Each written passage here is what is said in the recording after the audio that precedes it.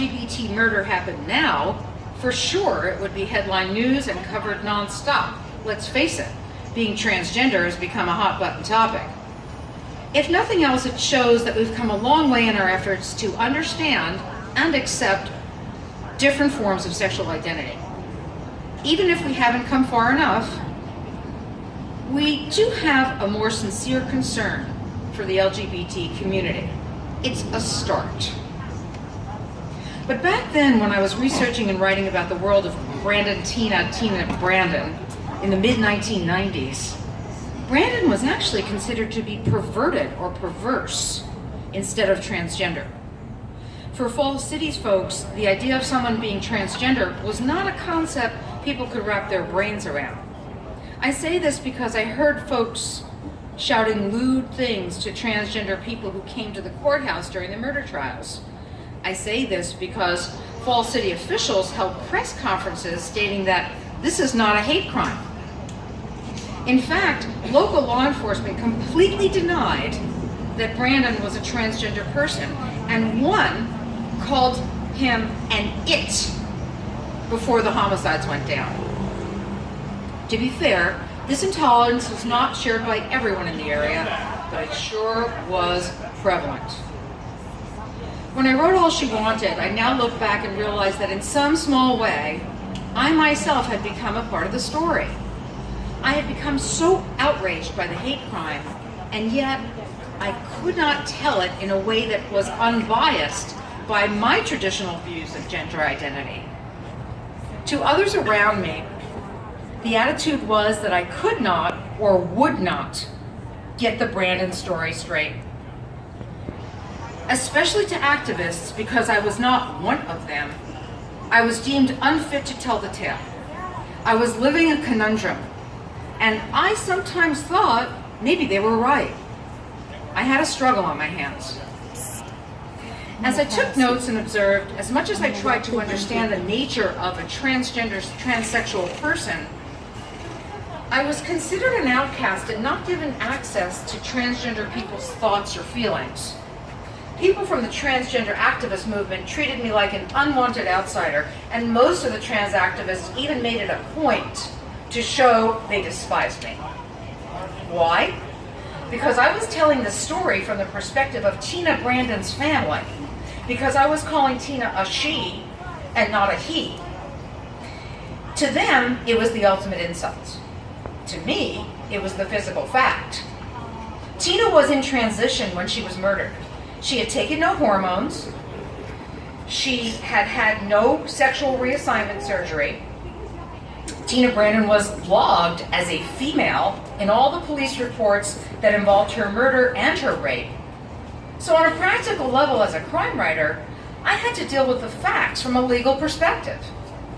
For me, the thing that made the case particularly difficult to cover was that Brandon lived as both sexes. Brandon may have been known as Brandon Tina in Falls City, but back at home in Lincoln with her family, she became Tina Brandon again. It was a problem in the narrative of All She Wanted because I had to refer to Brandon as a she and also as a he. And as I wrote the book, I felt like I was always walking on eggshells to keep all the necessary elements of the story in check. I researched this book for almost 2 years, and as time moved on, it became painfully clear to me that each group didn't trust me as a writer. Whether it was the local townsfolk in Falls City, the law enforcement officials in Nebraska, or the transgender activists of the day, people felt I didn't know what I was doing. In the end, I hope I proved them wrong. People may not realize that back when Brandon was killed on December 31st, 1993, the concept of being transgender did not exist in the minds of the mainstream public. In fact, the word transgender, as I said before, was not even a part of our cultural vocabulary. The phrase LGBT did not exist in America at all. Instead, what did exist was a gay and lesbian community that did not accept transgender people as being a part of them. And it was a very strange time in the world of sexual rights.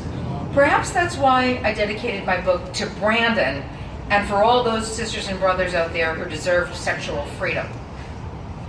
The fact is, when Brandon was unmasked as a female, when Brandon was raped and degraded by two young thugs, she was warned not to report the incident or she would be killed. But she reported it anyway.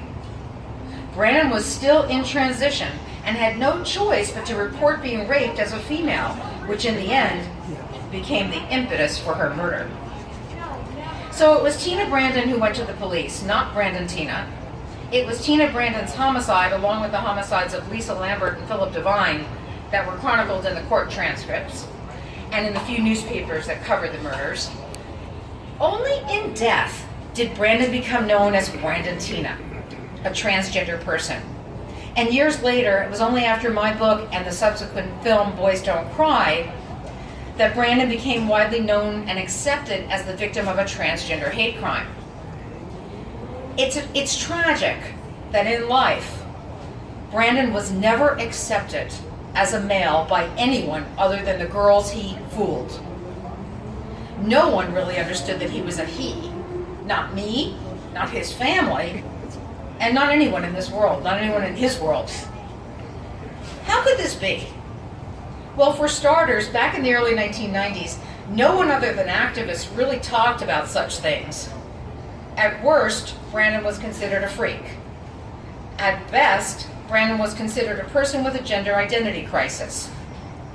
The idea of being transgender was a fuzzy and vague concept to the mainstream. I recall vividly when I met with a group called Transgender Menace, an organization involved in fighting gender oppression at a time when gay and lesbian literature did not include the word transgender. To be sure, this was still the dark ages of the transgender revolution.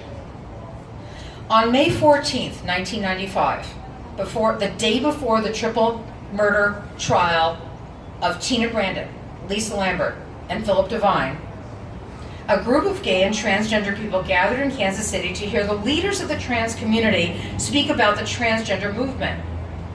They were transgender warriors, they called themselves, who were fighting to put their voice on the map. The event was held at the All Souls Unitarian Universal Church, and about 150 people were in attendance. Unfortunately for me, when I was asked to take the podium to address the group, I made the mistake of starting my speech with the comment that Brandon was not a he, that she was a she, and that she was part of a triple homicide in Nebraska. I wanted the group to acknowledge the fact that 3 people were murdered, and furthermore that Brandon was never given the chance to become a he, to have gender reassignment surgery. But boy, looking back, I was so stupid to start my presentation with that comment. Of course, in hindsight, I see how ridiculous the statement was. At the time, I didn't understand that Brandon was always a he, born in a female body, nor did I see that this activist group had not traveled to Kansas City for details about 3 murders, for details about Brandon's female body parts, or about the rape she suffered. They were there to hold up Brandon Tina as a symbol of hate crimes against transgender people, and they certainly let me know it. I realized my error as soon as I opened my mouth, but by then I was already being heckled and was escorted off the stage by people who were so outraged they wrote nasty things about me on the internet for years to come. At the time, I wondered if I could ever live it down. I never did.